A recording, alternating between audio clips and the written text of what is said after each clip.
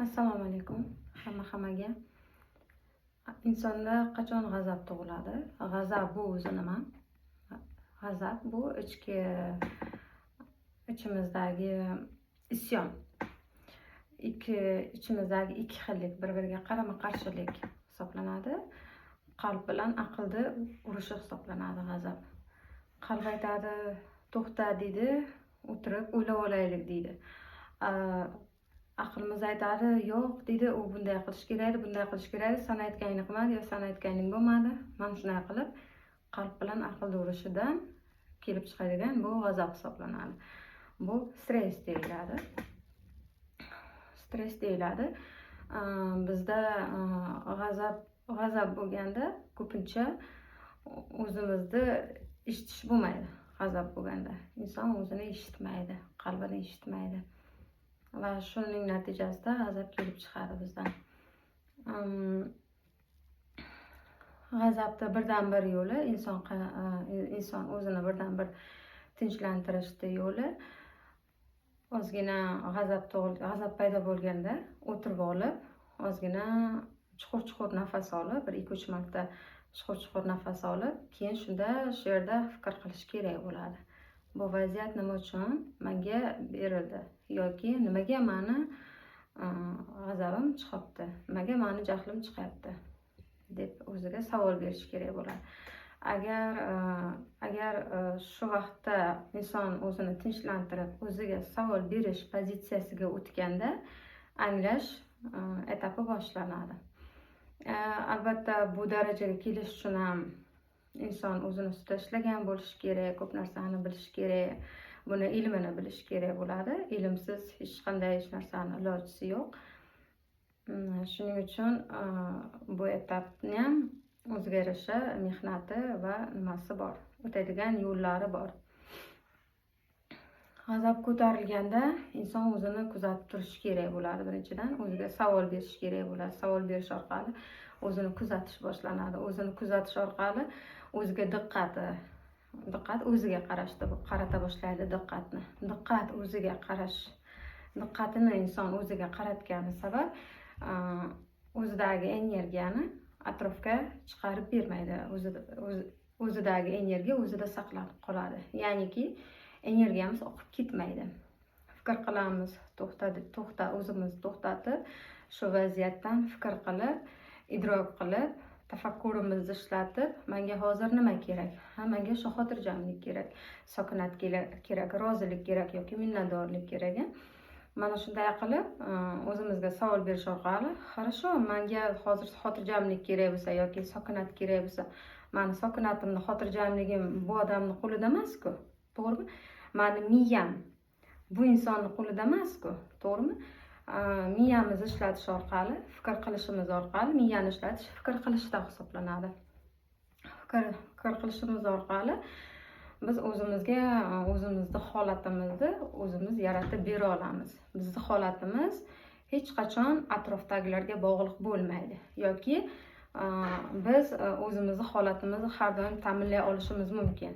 Bu fikr qilish natijasida. Agar biz o'zimiz holatimizni ta'minlay olsak, agar biz o'zimizga diqqatimizni qarata olsak, shunda biz o'zimizda energiyani saqlab qolgan bo'lamiz. Va shu vaqtda, shu etapda bizda tafakkur boshlanadi. Shundan shu darajada biz o'zimiz bilan kelishib olishimiz kerak bo'ladi.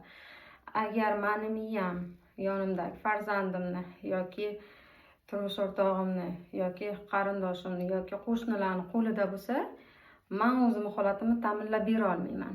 Men hech qachon diqqatimni o'zimga qarata olmayman yoki men hech qachon energiyamni o'zimda saqlab qola olmayman. Har doim energiyam negativga oqib ketadi. Shuning natijasida men negativ hayot tarzida yashayman.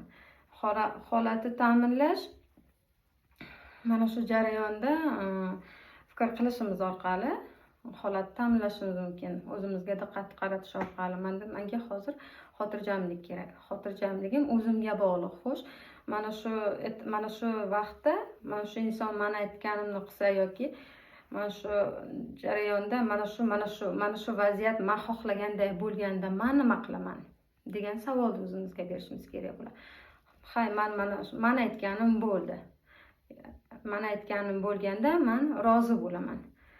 Meni rozi bo'lishim uchun atrof o'zgarishi kerak emas yoki u inson o'zgarishi kerak emas. Men rozi bo'lishim uchun men fikrimni, miyamdagi fikrimni, qarashlarimni o'zgartirsam yetadi. Shuning o'zi kifoya. Agarki men fikrimni o'zgartirib, qarashlarimni o'zgartirib boraversam, u odam yonimda kim bo'lishidan qat'iy nazar, u odam ham o'zgaradi, atrofdagi vaziyat ham o'zgarishni boshlaydi. Qachonki men fikrimni o'zgartirsam. Va shunda menda xotirjamlik va o'zimni kuzatish va holatimni ta'minlash boshlanadi. Shunda ham o'zimni energiyamni saqlab qolgan bo'laman. Negativlarga berib yuborgan bo'lmayman-da shu vaziyatda, shu etapda. Agar bizda resurs yetarli bo'lsa, albatta ilm yetarli bo'lsa, buni qilish oson. Fikr qilib vaziyatdan rivoj bu mana shu vaziyatda o'zimni holatimni ta'minlashim hisoblanadi. Fikr qilib shu vaziyatdan menga nima kerak? Menga xotirjamlik, sokinat, rozilik kerak. Shu rozilikni mana shu tariqa fikrimni o'zgartirish natijasida men o'zimni mana shu rivojda olishim mumkin bo'ladi. Va shu jarayonda bizda ko'pincha hayot tarzimiz o'zgarishni boshlaydi. Keyin hayotga rozilik berishni boshlaymiz. Hayotimizda qarashlarimiz o'zgarishni boshlaydi. Hayotga bo'lgan nazarimiz o'zgarishni boshlaydi. Bu juda ham katta natija hisoblanadi. Buning uchun albatta odam fikr qilishi kerak bo'ladi. Tafakkur darajasi ancha kengaygan bo'lishi kerak bo'ladi. Qachonki fikr qilish orqali. Fikr qilganimizdan keyin ham bu keyin yana fikrni boshqarish hisoblanadi. Miyani boshqarish hisoblanadi. Mana shunday qilib inson fikr qilish orqali, o'zini holatini ta'minlash orqali har qanday natijaga erishsa bo'ladi. Glavni bizning holatimiz, glavni bizdan chiqayotgan emotsiya. Biz olamga nima beryapmiz? Shuni biz aniqlab olishimiz kerak. Shunda aniqlik bo'lishi kerak.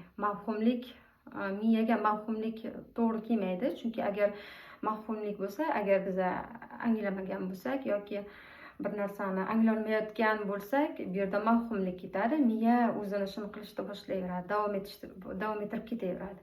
Agar aniqlik kerak bo'lsa, menga hozir nima kerak? Mana shu vaziyat, men aytganday bo'lganda men qanday bo'lardim? Mana shunday savol berish orqali men xotirjam bo'lardim, rozi bo'lardim. Mana shu aniqlik deyiladi. Mana shundan keyin o'zini holatini ta'minlash uchun albatta tafakkur, fikr qilish kerak bo'ladi. Fikrni boshqarish kerak bo'ladi. Bu nafsni boshqarish hisoblanadi. Agar nafsni boshqarmasak, biz nafsimiz quli, biz fikrimiz quli bo'lib yurgan bo'lamiz.